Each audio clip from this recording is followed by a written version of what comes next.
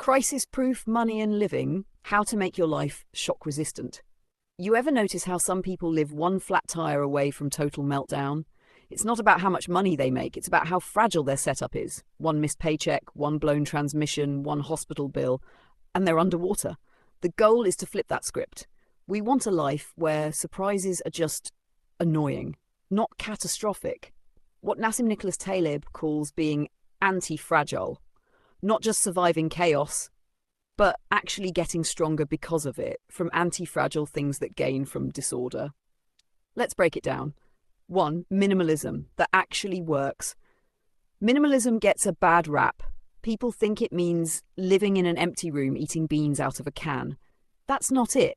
It's not about deprivation. It's about making sure every dollar and every possession actually earns its keep. Vicky Robin in Your Money or Your Life puts it like this: every dollar you spend is a trade of your life energy. When you see money in hours of your life instead of numbers in your bank account, you naturally cut the waste. How to apply this without going extreme? Kill the zombie subscriptions. If you forgot you had it, you don't need it. Pick 1 or 2 luxuries you really love instead of letting 10 little expenses bleed you dry. Own what you use weekly, not just in case someday. Lower your fixed monthly burn rate, and suddenly emergencies don't have the same power over you.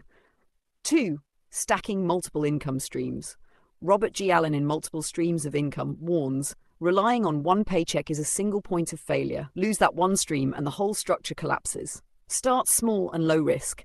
Active add-ons, rideshare, food delivery, tutoring, freelancing. Low effort flips, thrift store finds, sneakers, electronics. Content trickle, music streaming royalties, YouTube ads, print-on-demand designs.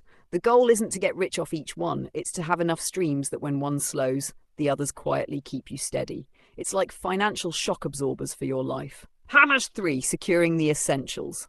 First, Dave Ramsey calls these the 4 walls: food, shelter, utilities, transportation. They get paid before luxuries, entertainment, or even debt. Think of it as a survival filter. 1. Keep a roof over your head. 2. Keep the lights and heat on. 3. Keep your ability to work, car, bus pass, whatever gets you there.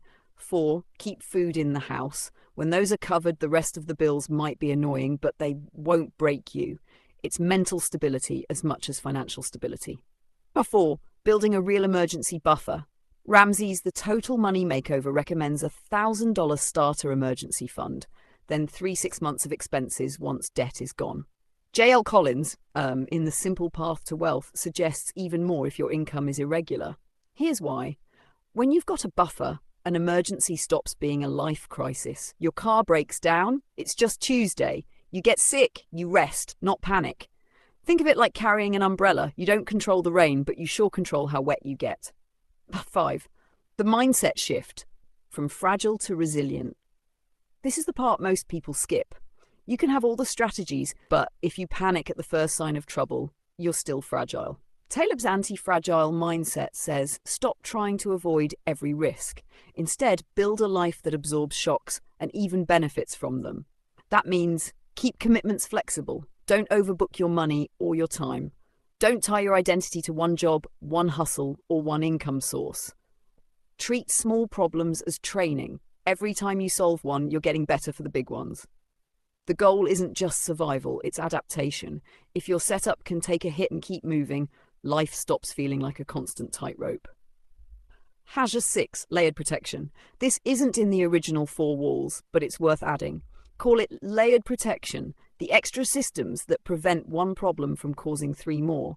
It's things like having insurance that actually fits your life, not just the cheapest plan. Keeping backups, a spare laptop charger, an extra phone cable in the car.